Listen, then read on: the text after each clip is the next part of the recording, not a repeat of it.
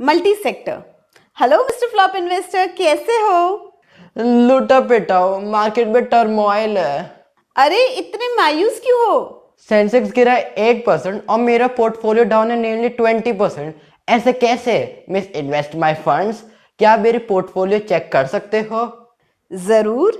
अरे ये क्या, तुम्हारा पूरा पोर्टफोलियो तो सेक्टोरल और थीमेटिक फंड से भरा हुआ है। पिछले 2 सालों की मेहनत है मेरी। इसे मेहनत नहीं, बेवकूफी कहते हैं।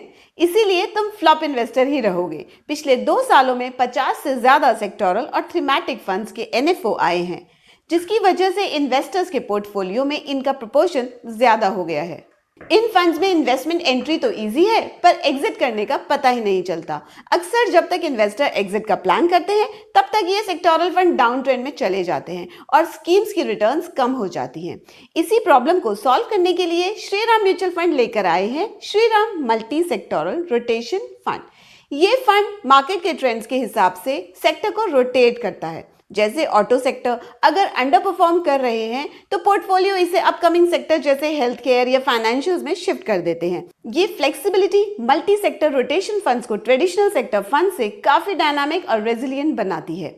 कुछ मेजर बेनिफिट्स जो multi sector rotation funds offer करते हैं, जैसे रिस्क रिडक्शन, एक सिंगल सेक्टर पे डिपेंडेंसी कम होती है। Second, dynamic asset allocation, market के हिसाब से सेक्टर्स को एक्टिवली एडजस्ट किया जाता है।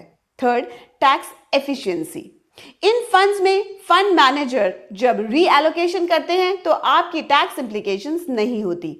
तो अगर आप मार्केट के ट्रेंड्स को समझ के इन्वेस्ट करना चाहते हैं, मल्टी सेक्टर रोटेशन फंड एक बेहतरीन ऑप्शन हो सकता है। ये फंड्स आपके पोर्टफोलियो को एक स्टेबल और बैलेंस ग्रोथ और प्रोटेक्शन का एडवांटेज देते हैं, चाहे इकोनॉमिक साइकिल कुछ भी हो। तो फिर आज ही मैं अपने 15 सेक्टोरल फंड्स को कंसोलिडेट कर लेता हूँ। Mutual funds are subject to market risk. Please read offer document carefully before investing.